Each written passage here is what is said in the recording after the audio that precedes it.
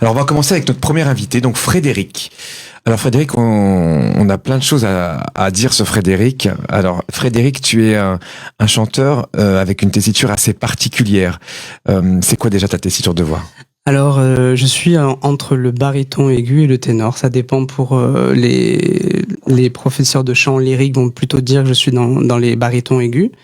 Et après, en variété, vu que j'ai une couleur assez claire, ça fait penser à celle du ténor. Voilà. D'accord. Tu as fait un album, oui. justement, en utilisant ces voix particulières. Oui. Et c'est un album de vocalise ou c'est quoi exactement cet album? Tu peux nous en parler? Alors, cet album, il s'appelle Le Murmure des Anges. Il a été créé tout au long de l'année dernière. Je l'ai finalisé fin 2023. D'accord. Suite à un grave accident que j'ai eu au début année 2023, qui m'a plongé pendant 5 mois d'hospitalisation. Et du coup, il y avait une chapelle abandonnée et en attendant les résultats de savoir si je devais me faire opérer ou pas, j'allais chanter au fond de cette chapelle.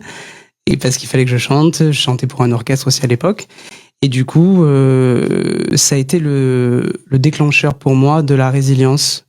Et cet album, il parle des anges parce que pour moi, ce sont des guides protecteurs. Voilà. Est-ce que tu pourrais nous en faire un petit bout là, cette vocalise, justement là, est-ce que tu te sens prêt pour pouvoir le chanter? Donc on te demande de te lever parce qu'en fait c'est assez particulier. Donc on va découvrir la voix. En tout cas pour ceux qui ne connaissent pas la voix de Frédéric, son nom de scène c'est M. Sid. Vous pouvez le retrouver évidemment sur toutes les plateformes de téléchargement légales. Et là il se prépare parce que ça demande une préparation physique, vocale. On t'écoute Frédéric. Merci. C'est parti.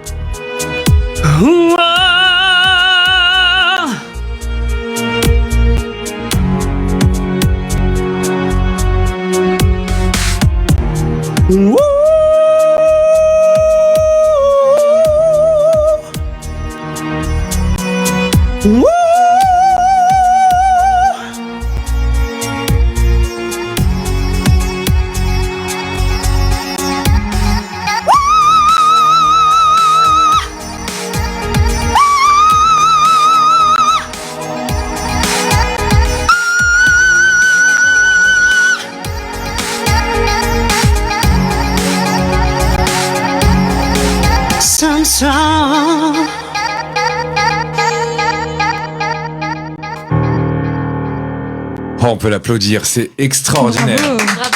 Impressionnant. Alors moi je comprends cette douleur, ce cri du cœur, cette guérison, enfin par rapport à tout ce que tu nous as dit, oui. On le ressent. En fait, tu fais ça avec une telle précision. On sent déjà que tu es un chanteur professionnel. On va en parler tout à l'heure parce que tu fais beaucoup de cabaret, cabaret orchestre, oui. On va en parler un petit peu plus tout à l'heure. Moi je reviens juste sur ce cri d'amour, de joie, de tristesse. En fait, pour ceux qui ne connaissent pas la voix, on a tous 3 voix. Une voix de poitrine, une voix mixte, une voix de tête et une voix de sifflet. Et ce qui est assez impressionnant, c'est que on est rares chanteurs, en tout cas des voix masculines, qui ont ces contrutes avec une telle facilité. Et tu l'avais avant cet accident ou pas? J'ai toujours eu. Alors, pour la petite histoire, ma première professeure de chant était une soprano coloratura. Voilà. Je la salue au passage. Quand j'ai entendu sa voix, elle me chantait La Reine de la Nuit, l'Acmé, des trucs comme ça. Et moi, ça a évoqué des choses en moi, dans mon cœur, que je voulais absolument découvrir. Et du coup, j'ai toujours écouté ça, mais j'avais 17 ans. Donc du coup, j'écoutais ça en boucle.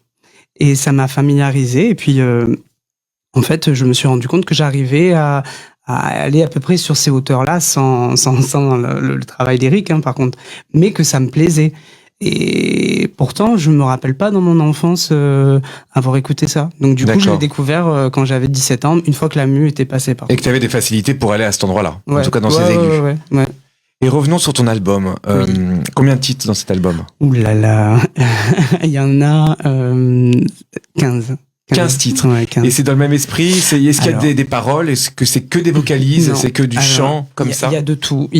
Mais l'idée c'était de faire des vocalises sur des musiques méditatives, un peu musique du monde, et d'avoir un texte écrit qui se chevauche avec la voix chantée, et qui avait un but pour moi de parler du royaume angélique, mais surtout de ce que ça peut provoquer chez l'humain, et de savoir qu'on est guidé et qu'on est protégé, qu'on y croit ou qu'on n'y croit pas. Voilà.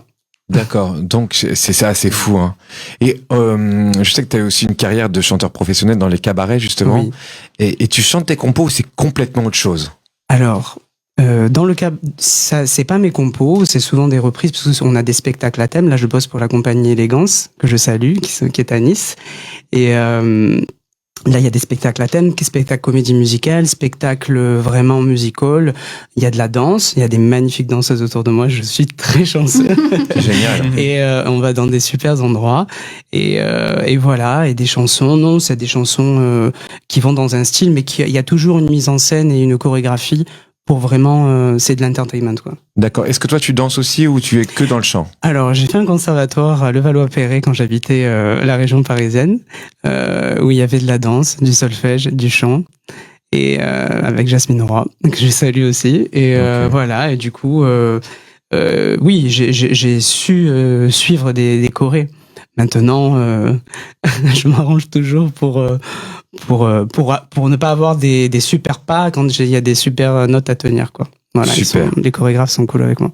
Bon, on va t'écouter sur un titre beaucoup plus long cette fois-ci, parce que c'est un extrait de vocalise. Est-ce que tu peux nous dire le titre de cette chanson que tu vas nous interpréter en live là? Oui, alors ça s'appelle Ange de la Terre.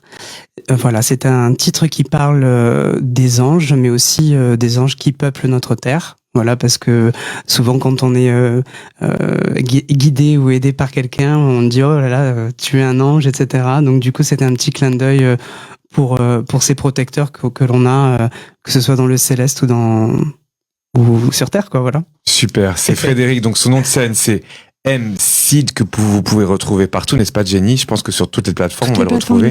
Oui. Les gens, juste pour les votes, comment ils font déjà? Ça vote bien, et c'est déjà bien. Super. Et il faut aller sur la page Instagram de l'émission Crescendo Live et aller dans la dernière story. Vous avez un sondage, vous pouvez cliquer sur votre candidat préféré. Vous avez jusqu'à 21h55 pour voter.